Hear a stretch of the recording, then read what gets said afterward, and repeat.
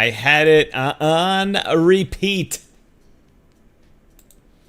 Anyway, ladies and gentlemen, good morning. It is December 8th, 2023. Getting closer to Christmas. My name is Tom, otherwise known as Striking, here on the DYOR Media Network, hosting DYOR Live once again for you here this morning. Today we're going to be discussing the recent comments. The recent comments made by JP CEO Jamie Dimon. That's right. Regarding cryptocurrency and Bitcoin in a recent interview with Yahoo Finance and famously in front of Elizabeth Warren, Dimon expressed his strong opposition to the cryptocurrency industry. That's right, stating he would close it down if he had the power to do so. Well, he does have the power to do a lot of things, but not that.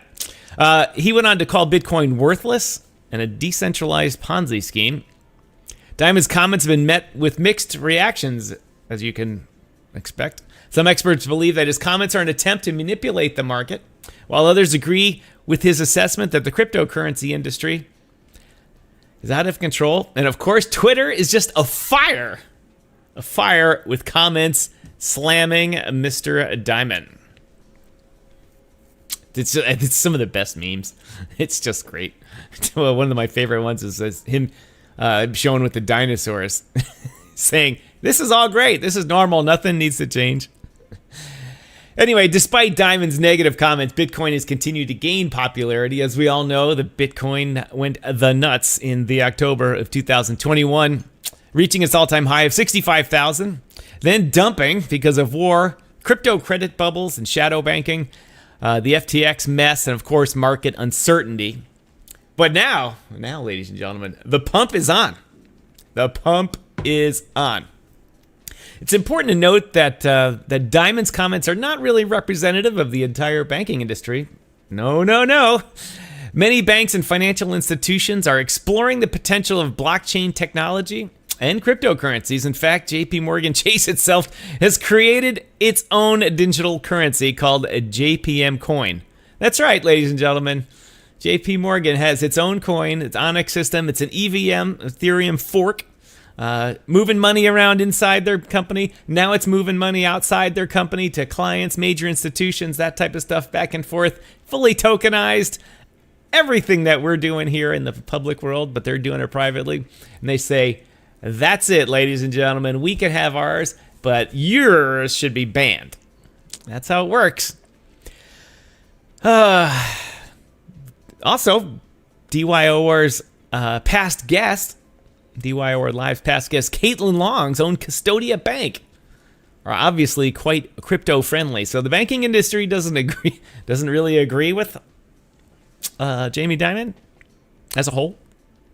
But the problem is JP Chase is the largest bank in the world, has the most influence, and as they say, that's how it's done. And Pedro and I wanted to talk about.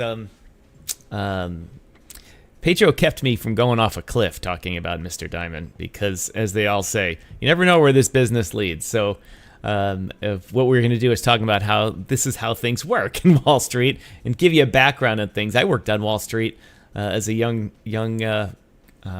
guy, as they say, back in the days of open cry trading pits and before guys held computers on trading floors, just talking on phones to people. And the banks were in charge then, and they still are now. But anyway, give me a minute here while I do a little social media here. Let's get some background music going. I gotta get some lo-fi music to listen to that doesn't get stopped. Anyway, Space Cat. I don't have. Hold on, don't have the comments up. Gotta get the comments up. Space Cat, welcome to the show. Thanks for watching. Appreciate it. I got to get you a sound effect here. I have to get a space. 3, 2, 1. Appreciate watching. Oh, we got Crypto Mike in the house. Here we go. Oh, I did the ching, ka-ching sound. See, I'm not with it this morning. I don't have my partner here. Anyway, here we got Crypto Mike in the house.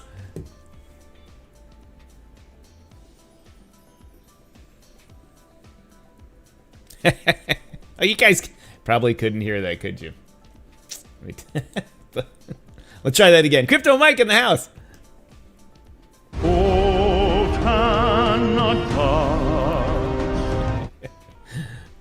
There we go. Thanks for watching, Mike, all the way from Winnipeg. Appreciate who we got going on here. Millsy coming all the way. I need to. Now I need a British sound effect. Need something to the effect of God Save the King. That's a touchy subject. Either you get yes, God Save the King back, or I get go F yourself back.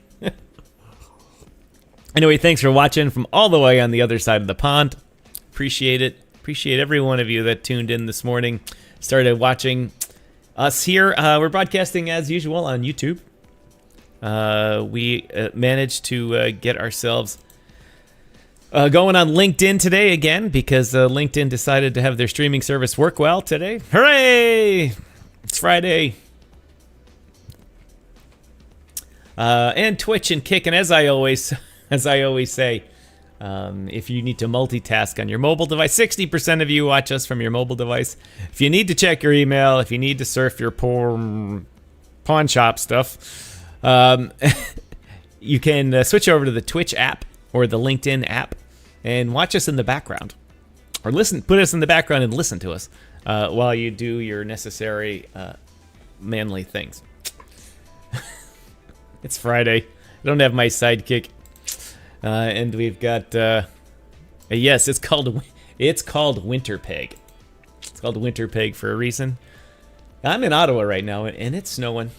We got, what I need is a scene cam outside, where I look out my window here in Ottawa. In Chicago, I'll give you a breakdown, the difference here. I know you guys just want to hear the side stories. In Chicago, I live on the first floor apartment. It's a big loft-style, old factory-type place. It's perfect for having a studio. Big green screens, all that crap. But I have windows there, and the bus stop is outside. And I have a tracker on one of my screens saying when the bus is going to arrive. So I know to have the mic on when it comes by. Beep, beep, beep. And right across the street is a pancake house. Pancake house is very busy. And then there's a train. It's a train right here. All right in here, this view here. It's not the best view. We'll call it an industrial view. Here in Ottawa, I can look out and I can see the Global Affairs building, which I call, it's basically the Death Star. I can see the U.S. Embassy over here, the National Art Gallery, the CRA building, and if I peek around the corner, I can see the Peace Tower here in Canada. Actually, I have to be on the balcony to see that, but that's my view here, and I look over what's called the Byward Market here, and it's all covered in snow. It's covered in snow. It's that time of year. And so, yes. Mike says, dude, it's the first snow day. Gonna be a gooder. Mike, what's it like in Manitoba? Is it flat? I mean, like here we have in Ottawa, it's flat on this side of the river in Ontario. And you cross the river. On the other side is the low, we won't use the term mountains. We'll say large hills of Quebec. And that's where the ski areas are, literally right across. So it's not just flat like Illinois. Illinois, for those of you who don't know, is one of the flattest places on the planet. Chicago, it's so flat, like if the lake raised up like a foot, the whole city would flood. I had to teach my kids to sled and toboggan, whatever you want, on the back of a World War II statue. Or no, Civil War statue, because the snow would drift there. There's no other hills. just not. A little hilly, but flat. Chuck Jansen in the house, ladies and gentlemen. Doc, what's happening? Thank you for joining DYOR Live today. Chuck is happy that, as I call it, Cardano is booming. That's right. That's right. Cardano is doing well. Cardano is booming. I'm keeping this view up here because when Pedro arrives, he'll show up on this screen here. Anyway, Chuck, thanks for watching. Really appreciate it. Please drop all the comments you want. Chuck, just so you know, I'm on the list. I'm on the list to have Charles from Cardano, Charles Hodgson. I can't even say his name properly. There's too many variations of that last name. on my show. I'm actually in the waiting list to have him on my show. John in the house, ladies and gentlemen. John, I'll just go, Li Hao. I'm sure that if someone here speaks Chinese, tell me, or an Asian tonal language, Thai or Viet, something like that. I'm sure the Asian pronunciation of Li Hao means like intestinal worm or something, or IT guru, whichever. But John, thanks for tuning in. But yes, yeah, I met Charles in Toronto this summer at the Blockchain Futurist Convention, and I got to talk to him for about 2 minutes. I had a picture up on here a while ago. I'll see if I can bring that up later just to prove it.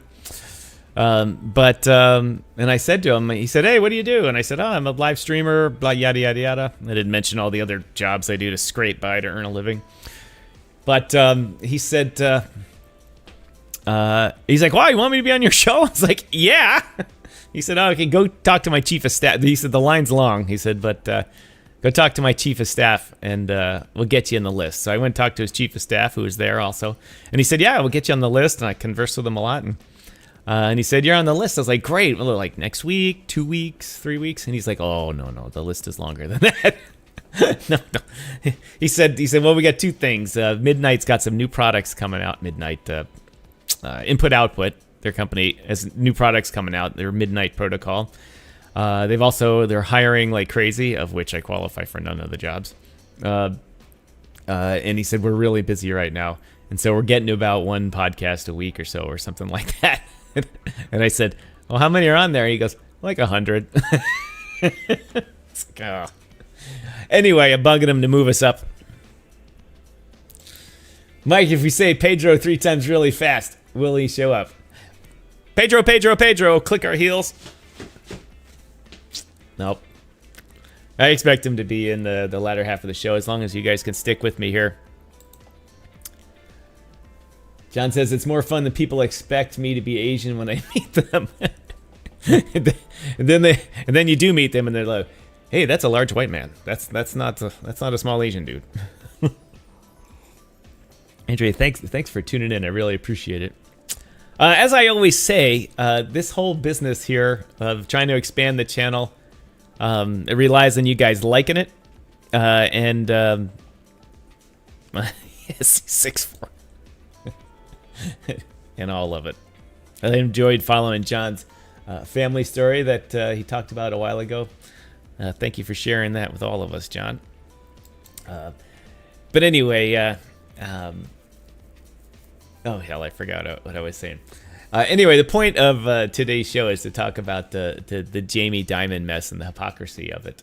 And Pedro was going to reel me in and hold me back from getting all crazy and stuff. But I think since he's not here, it's going to be a little tough to do that. Let's get to the show part of this here.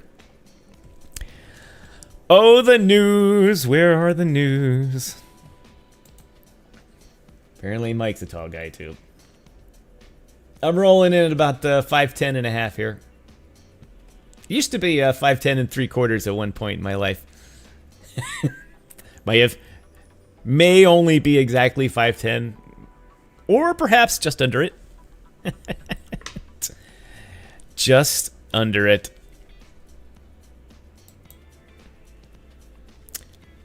Oh yeah, I was doing the social media thing. Everybody, please hit that like button. Hit the share button. You used to be able to just hit the share button and YouTube would register that as a share. Now if you notice, the share button has a secret code on the end of it. And so unless that gets clicked at some point, the sharing doesn't count. But if any of you could share it somewhere and then click the link, or put it somewhere somewhere we'll click the link, then that would be fantastic. But most importantly is the liking and commenting, because that drives the algorithm. Oh, I have some Telegram messages.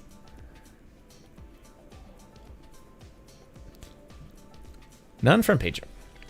All right, ladies and gentlemen, we will be without Pedro. But anyway, thank you for participating in my huckster and shill session. You haven't reached your lower limits yet. oh, space. Like, I've got some low. I don't think there are limits on the low side. I just don't think so. Anyway, we're talking about the Jamie Dimon mess. Let me skip my. See, normally Pedro comes on and starts doing his chart things, and that's when I go in and open up all my tabs and this kind of stuff. I know I've done enough of these shows now. You think I'd have the workflow figured out, right? Nope. No. I think that would be an easy one. Job estimates.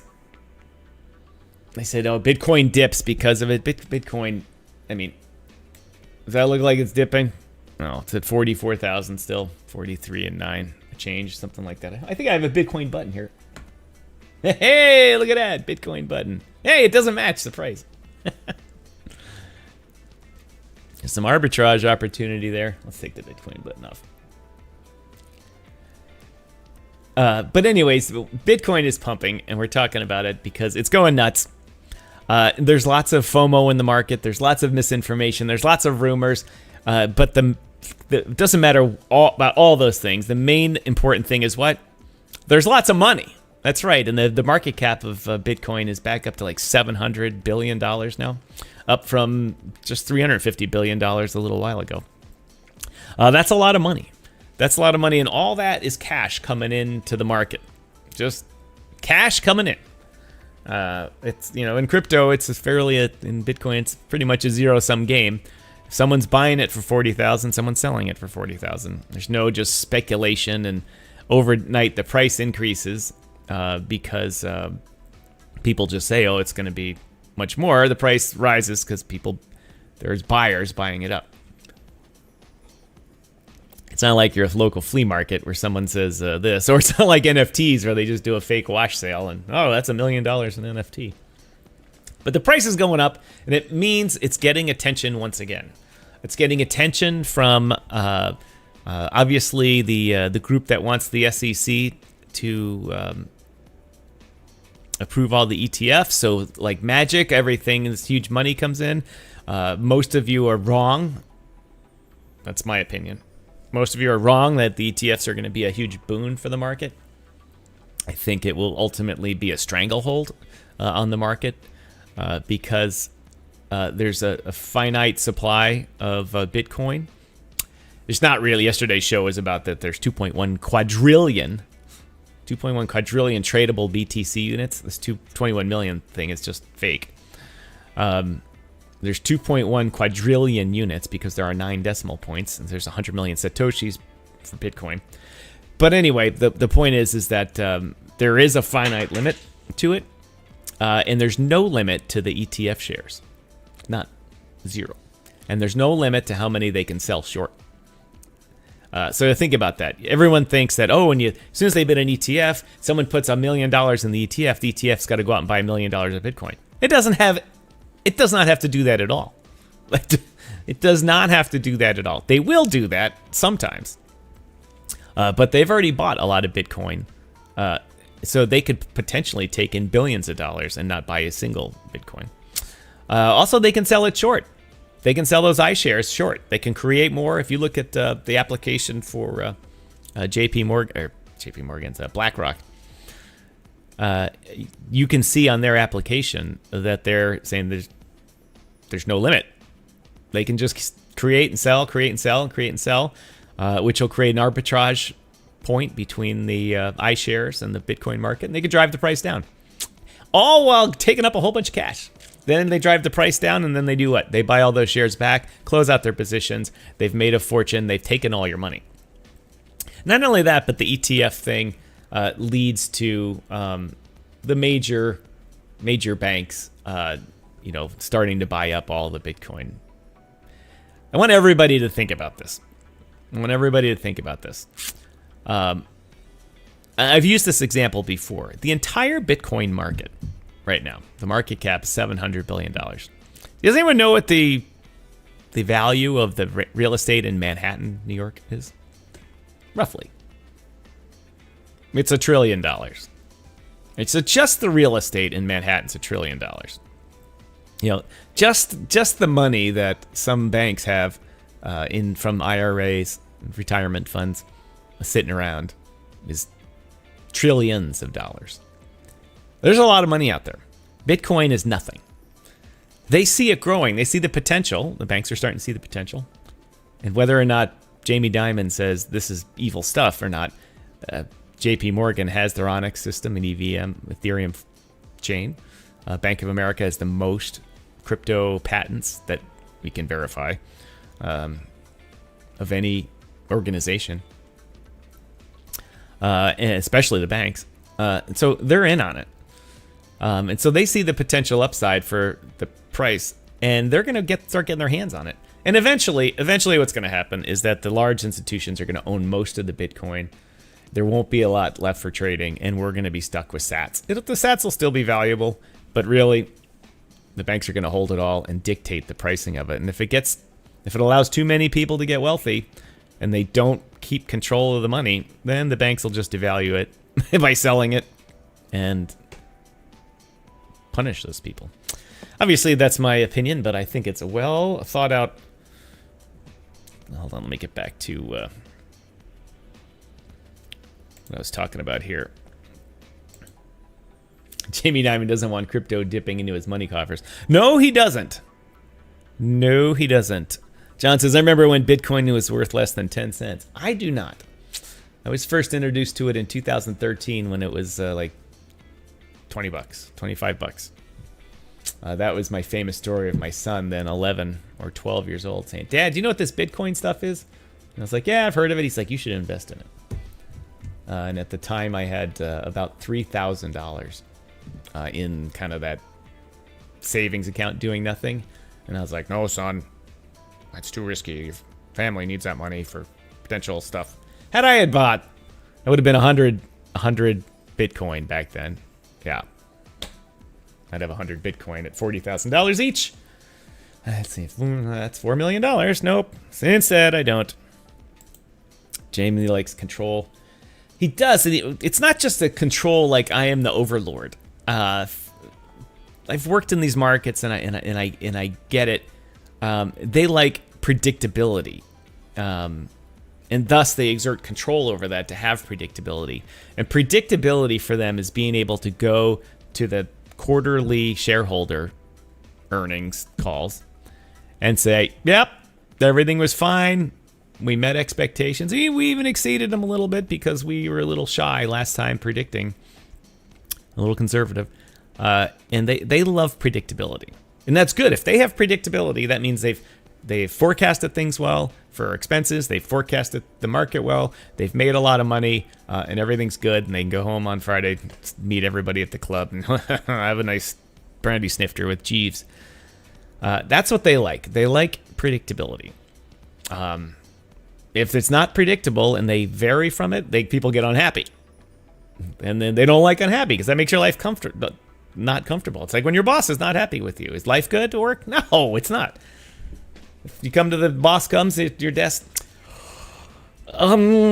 yeah, you didn't get the memo, did you? Then you know your life's going to be hell for a little while. But if he comes by and just walks by and says, everything's great, get your paycheck, everything's predictable. If it's predictable for you, you get paid on time, everything is good, what's that mean? It means the people in your household are happy because you got paid. Food's on time, rent's paid on time, all that kind of stuff, all is good. These are just much larger versions of Jamie Dimon and the other guys in charge. Obviously, some of them have egotistical runs and say, I got to be the man, like Chuck Schumer in New York and a couple of senators that just won't retire. But it's really about predictability. Because then life is easy for them. Well, when you're a multimillionaire, life is easy anyway. But then their day-to-day job of running the world's largest bank is easy. Back then, I couldn't figure out how to buy it. I don't know if I could have back then. The noob days. I gotta get this over here so I can see it better. Yeah, when Bitcoin was first started, a buddy asked me to get into it. I said he's crazy. Should have thrown $100 into it. You should have sold your house. That's what you. Yeah, we got you. I would have tossed 100 at it and probably sold it when it crested $1 and considered myself lucky. Then later, and been pissed. Yeah, I joke about that too. I would have bought $3,000 worth of Bitcoin back then at the whatever price, $10 or $30,000 or $20, whatever. I would just say I had $1 million now. I wouldn't have $1 million now. I would have sold it, and a long time ago. I am not that disciplined to long-term hold. I may have held some of it just to say, yeah, let's see what happens. Trillions, trillions of dollars. Yes, that's good to see you guys commenting today. I really appreciate it. It makes up for the Pedro having something to do. But John, thank you for tuning in. Got to focus on work. Good show so far. I'll try to catch the rest. Not even doing anything. We didn't talk about the markets or this kind of stuff. I've just been giving you my opinion, which apparently, according to YouTube, doesn't count for much. I just found another crypto YouTube channel, which the guy's getting thousands of views. Thousands of views. Like everything I aspire for, and he's like this. And today's guest is Tom Hurley. He's going to be talking. So how do you feel about the crypto market? And then he like turns his camera off and lets the person ramble for 20 minutes. Then he comes back on and goes, well, how do you feel about Bitcoin? It's no fun, no education, no rambling, no cool graphics stuff. I know I get overboard. No Pedro. And they get 50,000 views. I'm like, come on, man. And he's got a sponsor list, like actual paying sponsors, like crazy.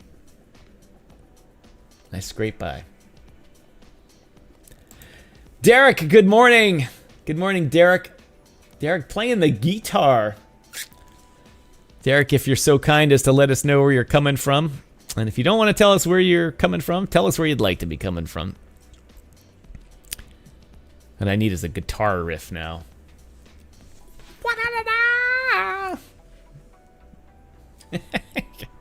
I recently, like, if you've missed some of my other shows, I've recently started using my Stream Deck again, and they updated their software and made things much easier for sound effects.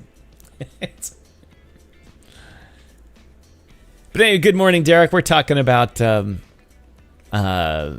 the general, we'll just use the term shit show coming out of the banking community versus crypto. We got to ban it. We need all the governments in the world to ban it. I think Jamie Dimon's finally understanding how much or how valuable an alternative to the slow banking system is.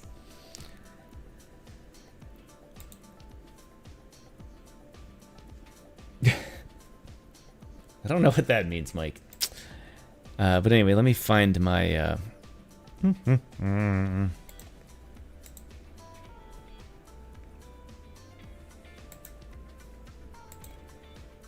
Well, I said LinkedIn was working. It's not really, but... Now we got to give LinkedIn another little shout out here. Welcome, everyone. I have this centralized comment system that takes all the services. Twitch, Kick, YouTube, Twitter, everything. Puts it all, LinkedIn puts it all on one screen, and I can pick and choose and all this kind of stuff. It works great, except for LinkedIn. Except for LinkedIn. How many of these hearts I gotta click before it does something cool? You got me.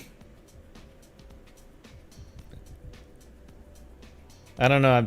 I'm pressing it on the mobile version. I don't know if it shows up on your stream for that. As they say, Mike, lay him down and smack him, yak him. Keep doing it.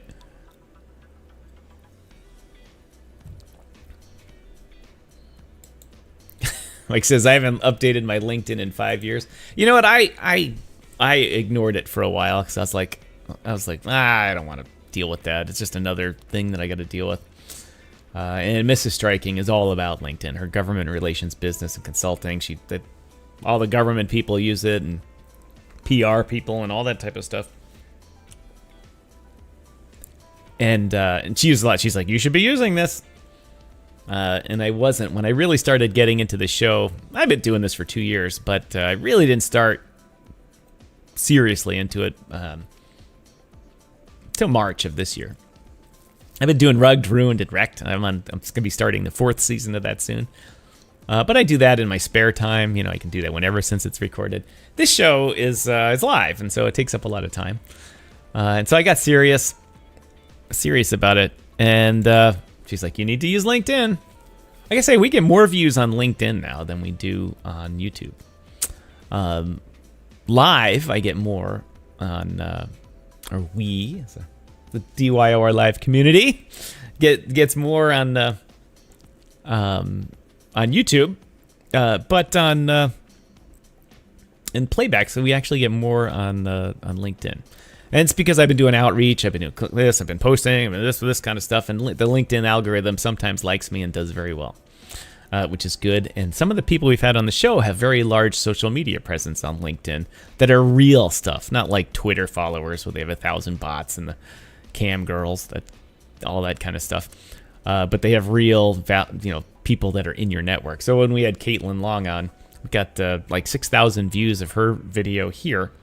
On LinkedIn or on YouTube, but on LinkedIn, it's still going. It's still going.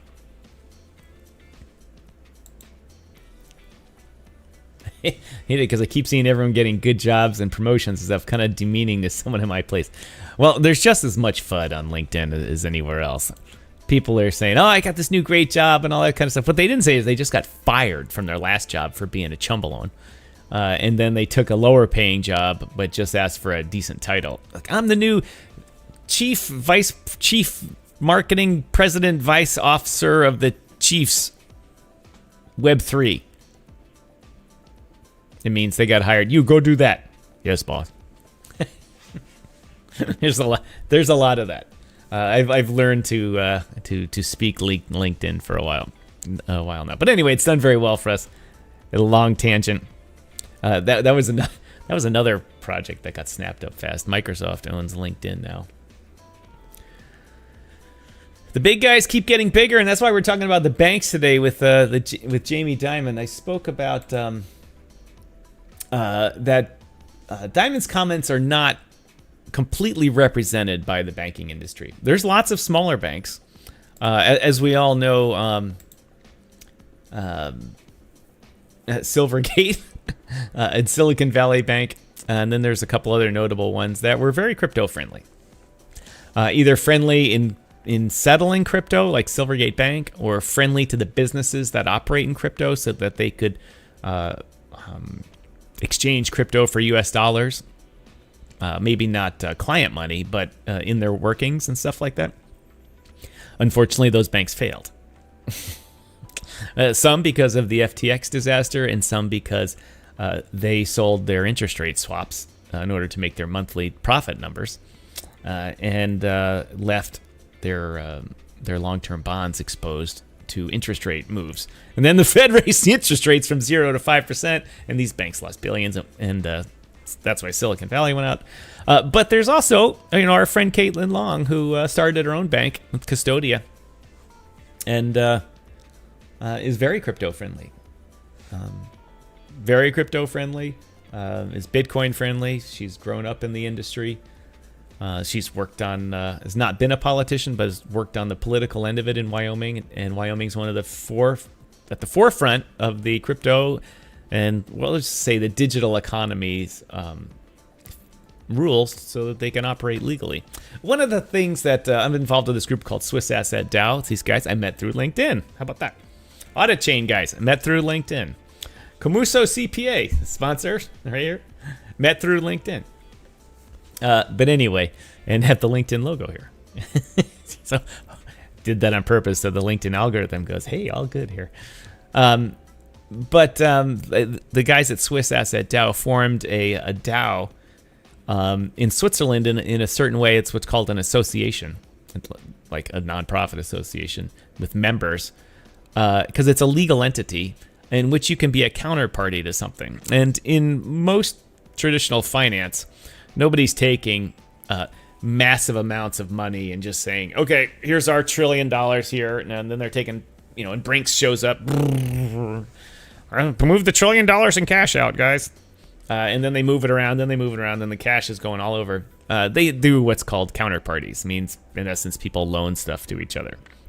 And have credit agreements and things like that. One of my friends does $100 million, $500 million credit agreements as a lawyer between large banks and stuff like that. And that's how they move money around. It's called being a counterparty. And you have to be a legal entity. You have to be someone you can sue and get insurance and be a proper corporate citizen and all this type of stuff. So when things go wrong, there's remedies in law and all this type of stuff. And so this DAO does this. They're a legal counterparty. And that's how all this bank money moves around. They say, all right, let's open up a credit agreement. JP Morgan says, let's open a credit agreement with Bank of America so we can all jointly invest in some fund. So they have a credit agreement, yada, yada, yada. And then they honor each other's stuff, and they're able to do things like that. Very rarely does money actually move. Just like in crypto, no money actually moves. Like these people saying, you're a money transmitter. I'm like, okay, what did I send? They're like, well, you sent him $5,000. No, I sent him some Stellar, and I didn't send it to him. I just said I'm not the owner of it. That guy's the owner of it, and it just sits on a little ledger here. Nothing was sent. Their brains just leak out their ears when you tell them that. Bloop, bloop, bloop, bloop. Elizabeth Warren, it's just money laundering. You're sending money to North Korea. I'm like, no, you're not.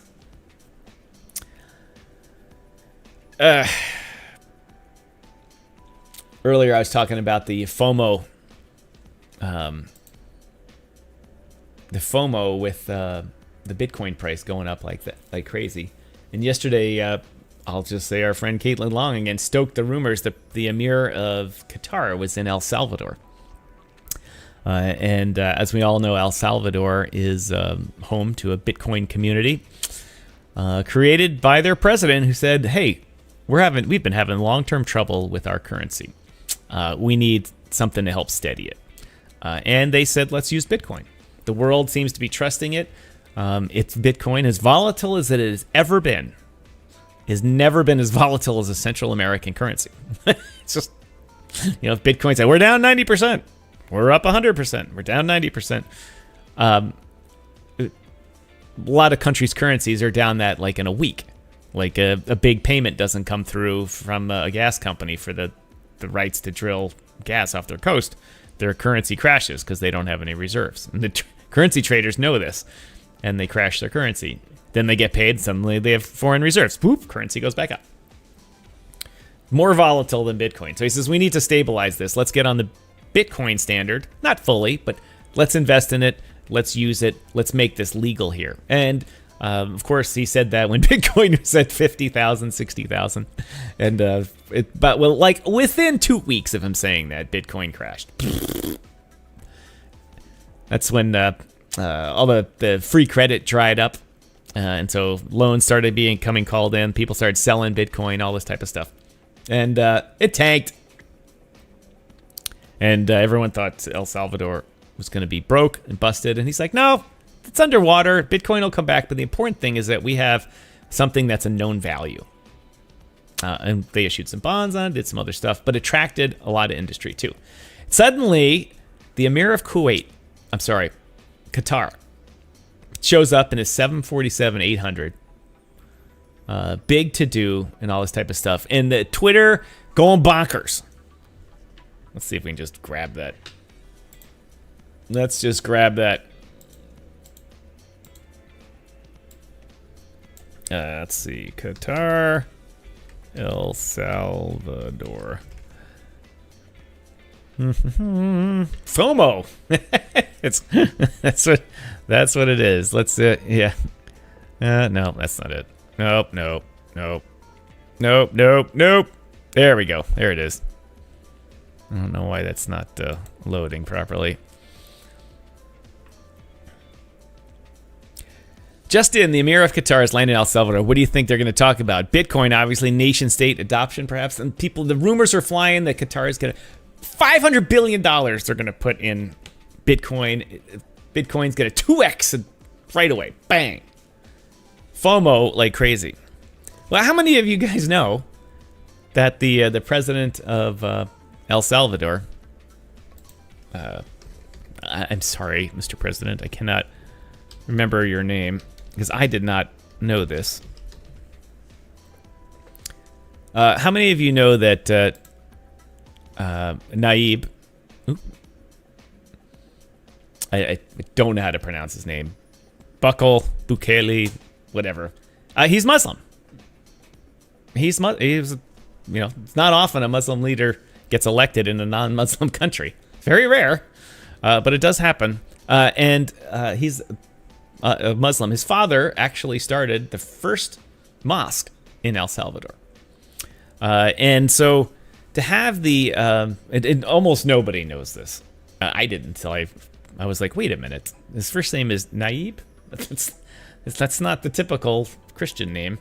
And so anyway, so what I got to thinking about, it's like, why is this? Why would it be the Emir of Qatar? First of all, the Emir of Qatar goes to all of the Muslim countries for state visits, this type of stuff. And this guy is the leader of El Salvador. And what, I don't know how many of you know about, pay attention to foreign relations outside of cryptocurrencies. But Qatar is currently one of the most, they're the bad kid on the block. They almost got kicked out of the GCC. Qatar Air, I don't know if they're allowed back into the UAE and Saudi Arabia, but they were banned from landing, and they said you just can't come to our country anymore. Because the Qatar embraced the Muslim Brotherhood. The Qatari, the Emir of Qatar, he kicked his father. His father did the old thing, went on a trip, and his son said, "You're not coming back, Dad. Sorry, it's enough of that. I'm the boss now." And so there was a change of plans, and the younger guy, which happens a lot, has different views than his dad. It's not as benevolent, and so he is more friendly to Iran, the Muslim Brotherhood, and to Hamas. And if you notice, the Hamas leaders are all living in Qatar now. They were living in the UAE a while ago until one of them got assassinated in a hotel I was staying at. Amazingly enough, I was staying at a hotel in Abu Dhabi. And I'm sorry, it was in Dubai, near the Dubai airport. And the day I checked out of the hotel, a guy staying in the hotel gets assassinated by Israeli, the Mossad. It's a great story. But anyway, so UAE cleaned up their act. They moved to Qatar. And Qatar supports all these things. And so he's going around the world trying to drum up support to bring Iran back into the fold and get sanctions removed from them, to try to get people to side with Hamas, not the Israelis. And so he's not very well liked. And I know everyone says, oh, this is a big Bitcoin thing. But really, this was a state visit about the state of the world. Space Cats, says you were a hitman. Yes, I was. If you go find, I think it was the Al Bustan Hotel in Dubai, and the Israeli agents were dressed up. One was dressed as a woman, another was dressed up as like a Wall Street banker dude, and then they pretended that they were going to play tennis. Instead, they went and picked those card and combo locks, but the card locks in hotels, apparently they're all very pickable, spoofable or hackable, whatever. And they walked in the guy's room and just popped him. Oops. No mas, sayonara, Mr. Hamas. Actually, it might have been Hezbollah. I don't remember. One of those two. One of those two. People are saying, how could this happen? How could this happen? Then people quietly ask, wait, what was the leader of Hamas or Hezbollah doing in Dubai? In his real name. Not his fake name, sneaking, hiding. No, in his real name. Mm-hmm. Things got cleaned up after that. But anyway, no, I was not a hitman. Although I can say I was in another life. You seem to know so much information about that because I was there. I was there reading the paper. You know, it's like, oh my God.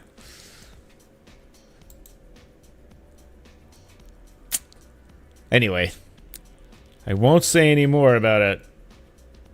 don't know who's listening. Anyway, the FOMO pricing of all that. I've gone on long enough. The FOMO pricing out long enough. Make sure when you see things about world events, I try to bring everything back to education.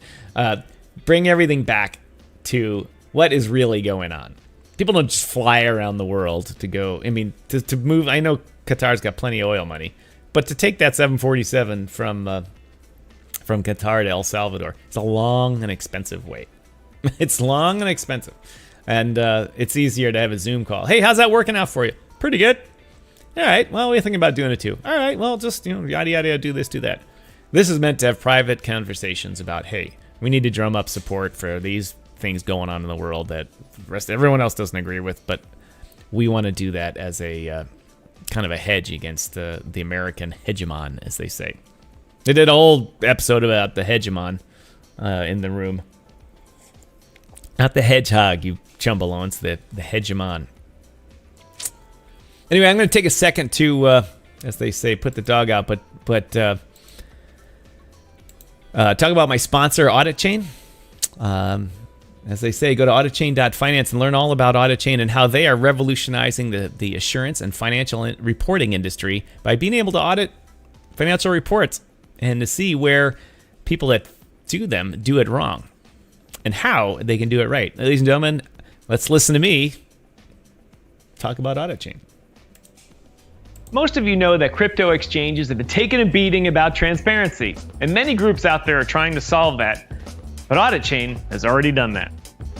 Audit Chain's protocols and network of validators can mathematically prove that a company's entire financial state, not just proof of reserves, but a proof of state, and whether or not that company is providing accurate reporting and information to the respective government regulators and to the public.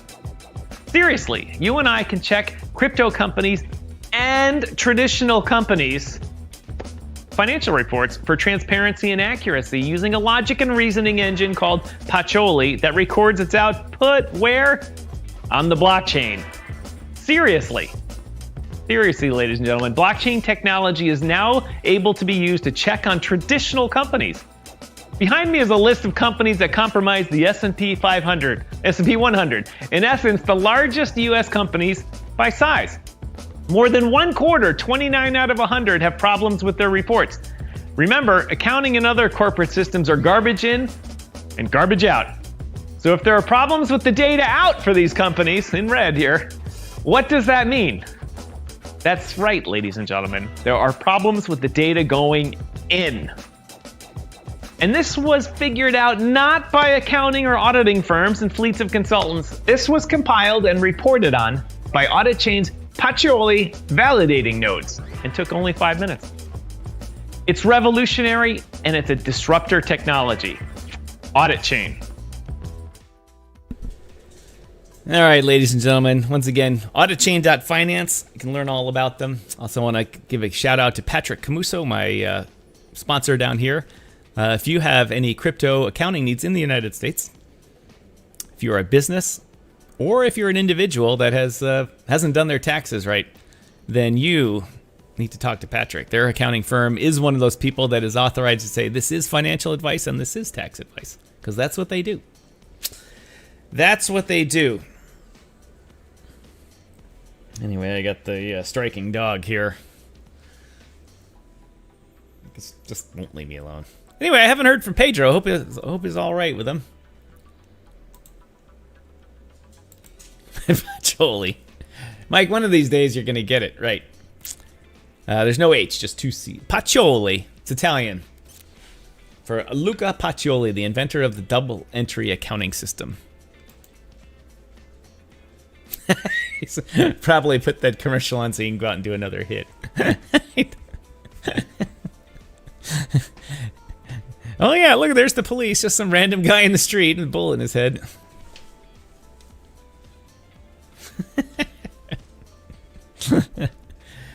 Anyway, give me a second to do a little social media checkup here.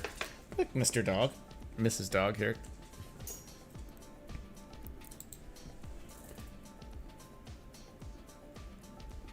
Talking to people on the air here. So I have obviously have a green screen here. and it's real close to me here now. Oh, there she is. What's going on?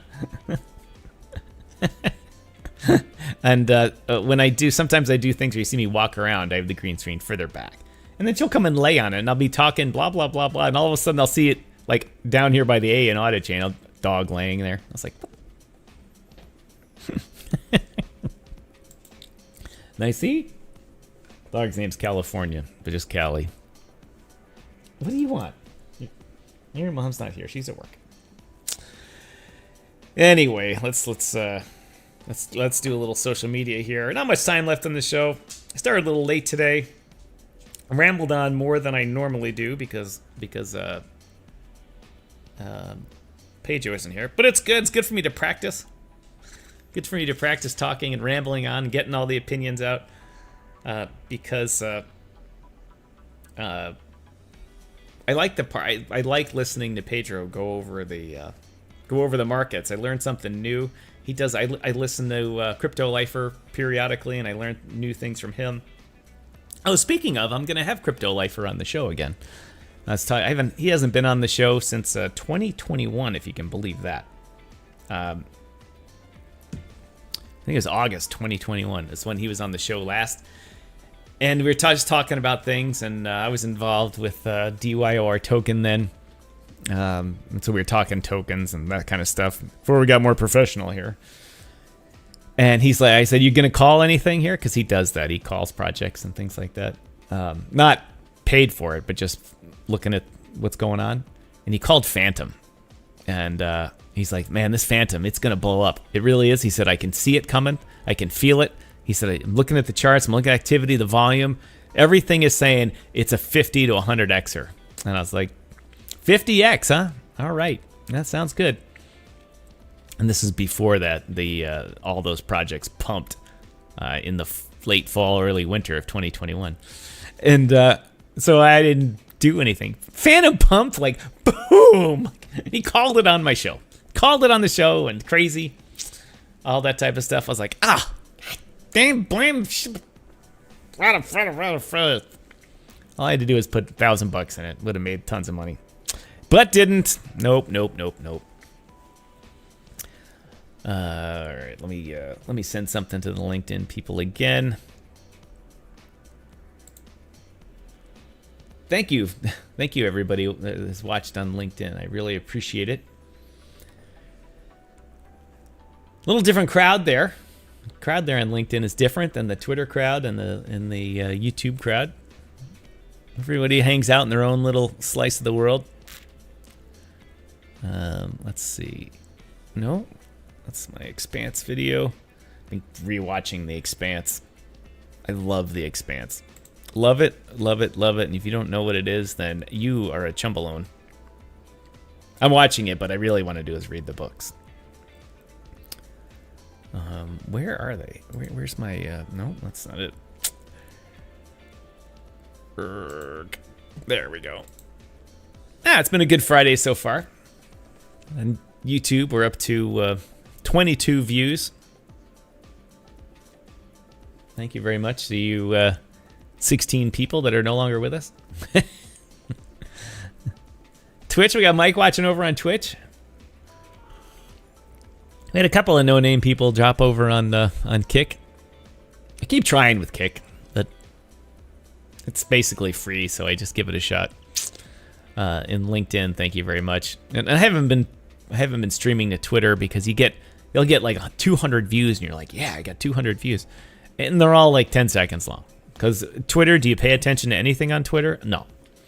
And Elon is saying, well, we want to make it a broadcast hub. And he's setting it up right. But it's just not there yet to keep people's attention. It works well if someone's sitting at work on their desktop and they can open up Twitter and put it in another window. Like any stream, it's no different. But very few people do that. Suits. I just positioned myself in a few projects that I believe will pump like crazy in the next bull run. At least that's what I'm hoping. I hope none of them are called VFX or Pulse. 2 projects named Pulse. One was a small one associated with the VFX and Novation guys. The other one was Richard Hart's Pulse chain. Both of them exploded and not in good, exploded in bad. I knew I knew something was up with Pulse and Novation when I had Chris on my show before that scandal hit. And I said, "Why'd you name it Pulse when like literally Richard Hart was launching Pulse chain like in a few weeks?" And he didn't know what Pulse chain was, and he didn't know who Richard Hart was. I was like, "Wait a minute. You're the head of this Novation thing, you're plugged into the industry, you're yada, yada, yada. And you've never heard of Pulse Chain?" I mean, it was like that's the height of its news cycle. Richard Hart dancing around, I did the whole episode dressed up in all the fake Louis Vuitton I could find. You never heard of that. And always knew that was a problem then. And thankfully I didn't lose any money in that disaster. But Face Guy, it's Friday. Friday, my rules are a little lax. I don't have Pedro on today, so if you've got a project you want to mention, or if anyone does, go ahead. I've got about 10 minutes left here before I got to go. We'll mention it. Where's my other news article?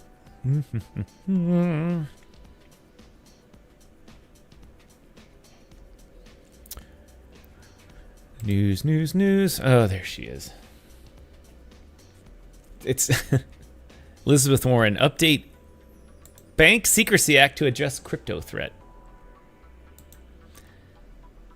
The other day she had someone testifying that said 0.001, it's like the chain analysis guys, is fraud in crypto.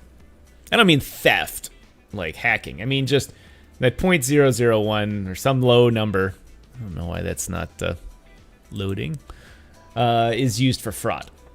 Oh, now the article is gone.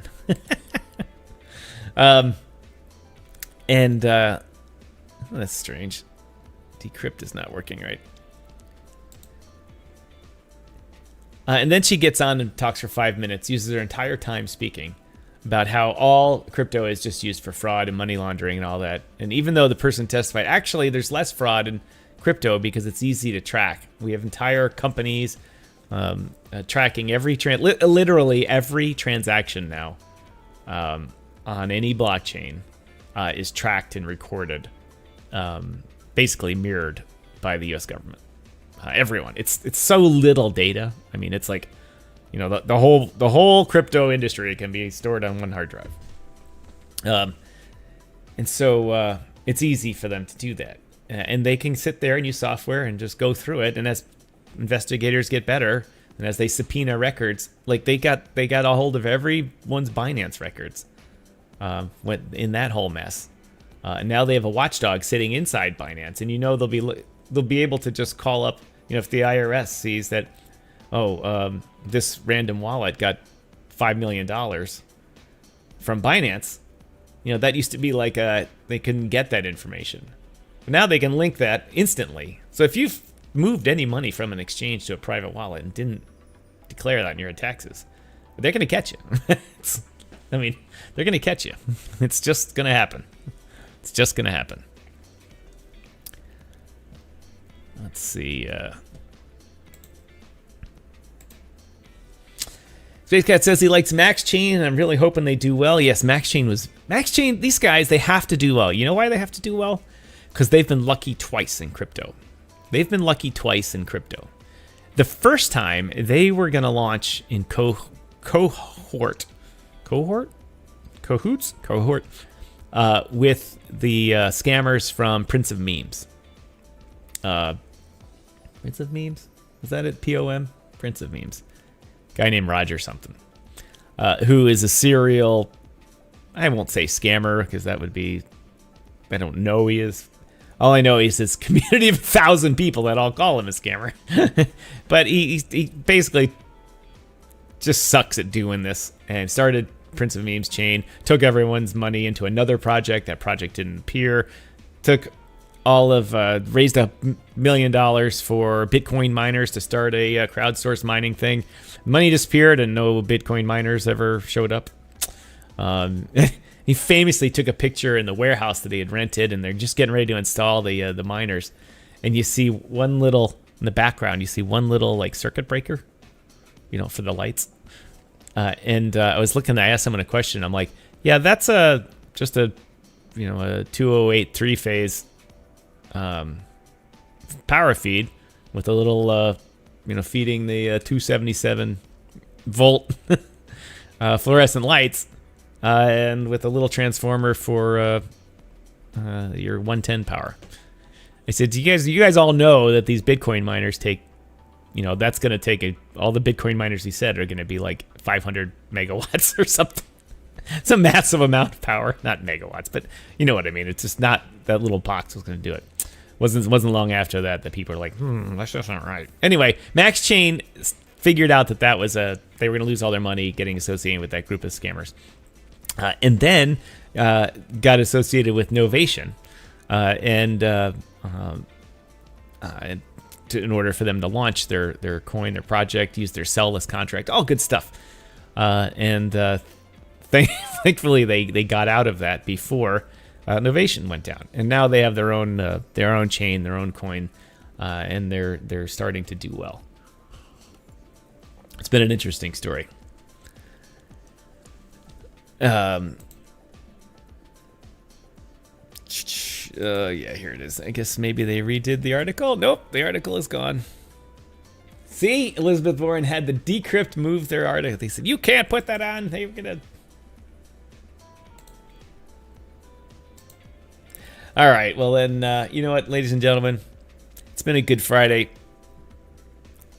As I ramble on, our numbers are starting to drop. That gives me the hint that maybe the time is up for the day. But however, that being said, before I go to lunch with Mrs. Striking here, there's going to be some a little extra time. If anyone's got something they want to talk about on this Friday, I am open to comments, as you all know. Space says, very good team at Max Chain. One of the best, I think. Yeah, you should get those guys to watch this show one of these days. But yes. And if you have any other comments want to talk about stuff, just let me know. Gonna get me some edibles. Maybe a fatty too. It's a good Friday. It's a good Friday in Winnipeg. That was awful. I am no singer, that's for sure. If someone says, hey, Tom, you want to do karaoke? Like, nope. I will cause all the bar patrons to leave.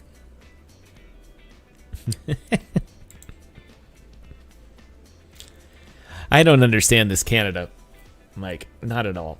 I don't understand it. I don't know what it's like in Manitoba, but in Ontario, they made weed legal. Fine. That's great. You know what? Those laws were stupid.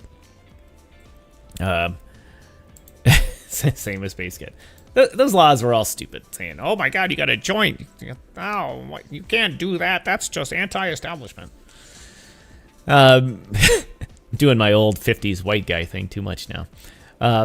Those rules are all stupid. Let's get that straight.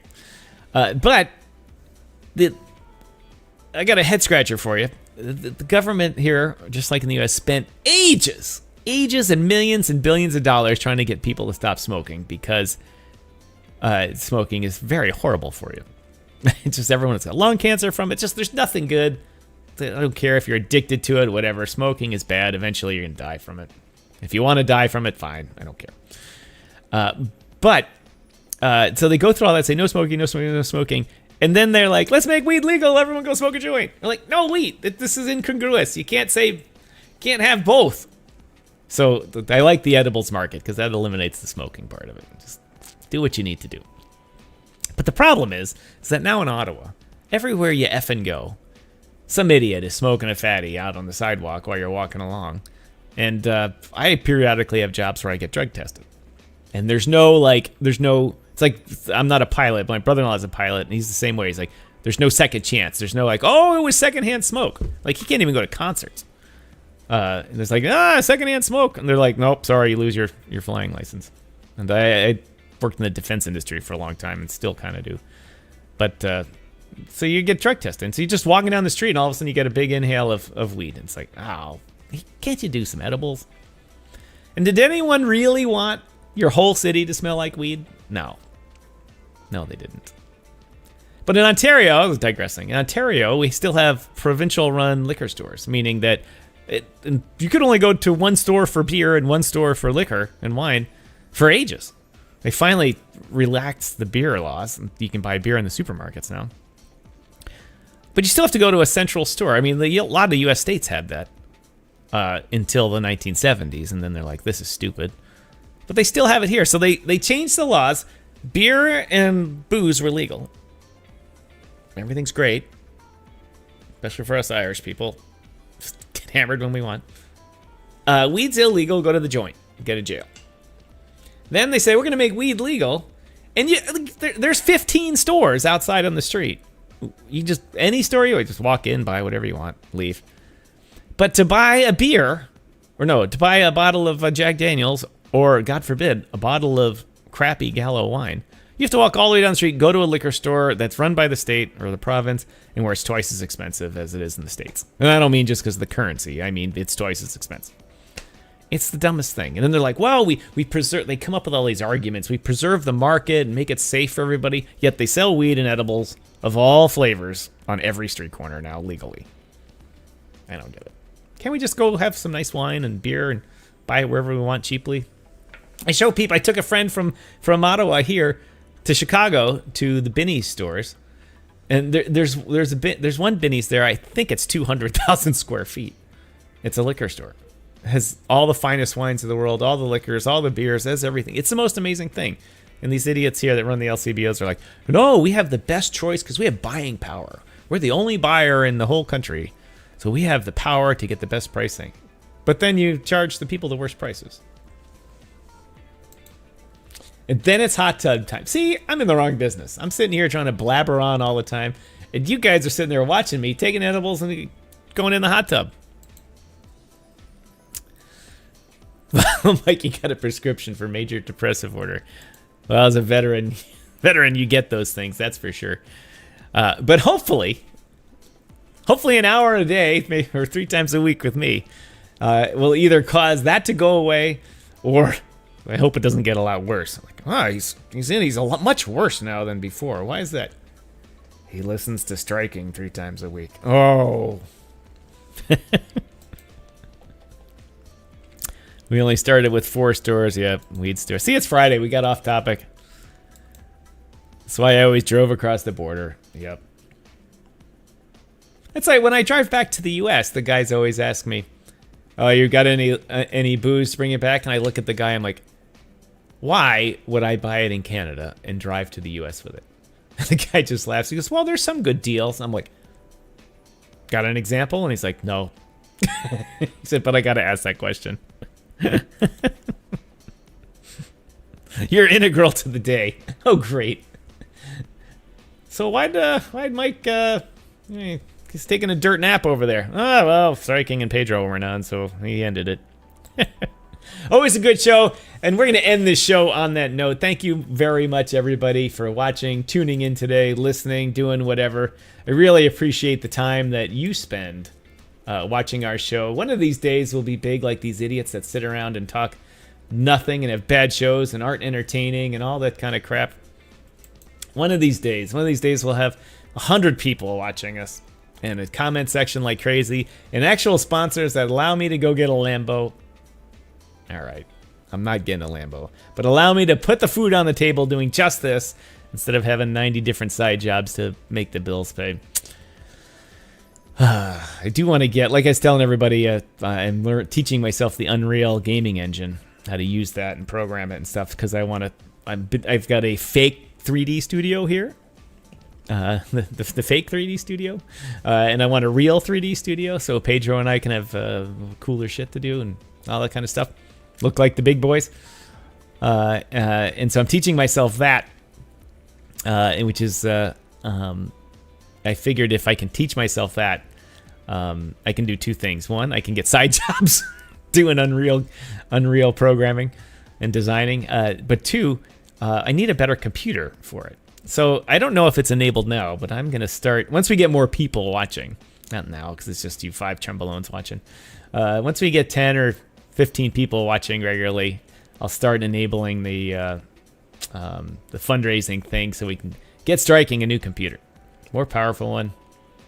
Actually, I take that back. I'm going to hit up my sponsors for it, but we'll put the sponsor money into the goal to make it look like we're really raising money. And then I can get a computer with a new 4090 graphics card, and this 3070 just doesn't cut it. No, this one here I have a 2070 or 2080, and in Chicago I have the 3070. Just doesn't cut it for Unreal. Anyway, I've been rambling again. So, Pedro, wherever you are today, hope your appointment went well. Obviously, it went longer than planned. Have a nice day, everyone. Thank you. Have a great weekend. We will see you next week. Next week, we've got... That's right. Let's go over there. On Monday, we've got a power consultant by the name of Simon Raven? Ravens, I think his name. He's a power consultant in Alberta, and we're going to be talking about the mining industry. Good topic. The mining industry, the power needs, the falsity about that Bitcoin takes up more power than everything else on the planet. But we're going to talk about that whole thing and how actually Bitcoin mining is now is going to be net positive for the environment because this is amazing that you can say you can consume energy and it's a positive thing. But there's a lot of waste energy.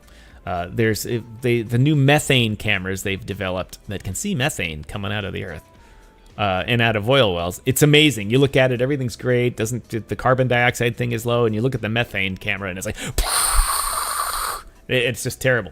They're going to be capturing that and running it through Bitcoin miners, turning electricity and getting money out of it and using that. The flare gas at oil wells that they just burn off.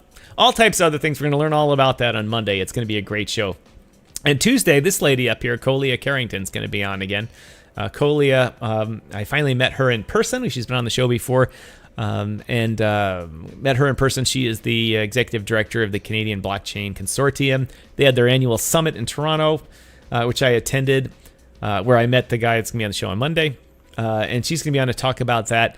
And then, of course, as she likes to get into it with Pedro about conspiracy theories and the people trying to put it over us and how we can solve that problem with Bitcoin. And then I'm going to have Crypto Lifer on Wednesday or Thursday, I think. I'm trying to schedule it right now. So next week we're going to have a lot of interviews. It won't just be me rambling up here.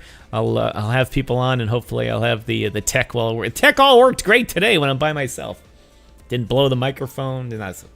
Anyway, ladies and gentlemen, it's been a good day. Have a great weekend. We'll see you next week, so be there.